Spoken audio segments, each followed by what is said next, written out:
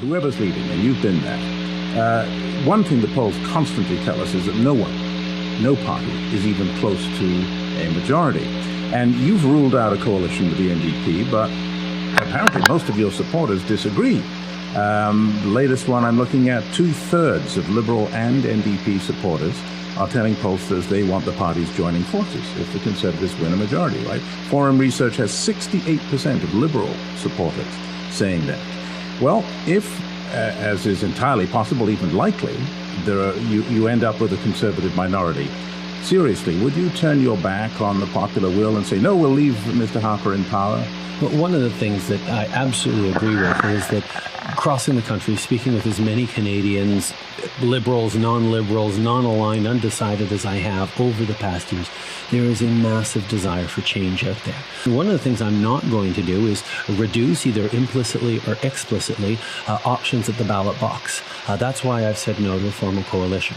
You're addressing almost everything but the question put to you, which was about the coalition. Mr. Mulcair, if you want to talk about him, he's not saying no to a coalition. He says the problem is that you are.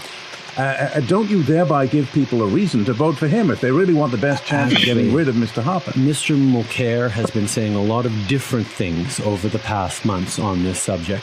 In French, in Quebec, he unequivocally, absolutely ruled it out. A couple of weeks later, in English, he says he might be open to it. He's playing a very dangerous game, trying to pander to what people want to hear in different parts of the country.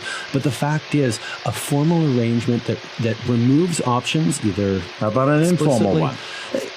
I'm always open to working with people to pass the right kinds of legislations for Canadians. So that's essentially, what the Liberal Party has always done. You're waiting to see what the results are before you finally pronounce. I am focused on presenting a very clear and strong plan for economic growth, and Canadians are going to have a great choice to make between three very different visions for this country, three different styles of leadership, three very different teams we've put on order, and I'm not going to shortcut or short circuit or try and figure out how we can win at all costs by making all sorts of arrangements. I'm focused on presenting the best possible plan to Canadians and letting Canadians make the choice of the kind of government they want.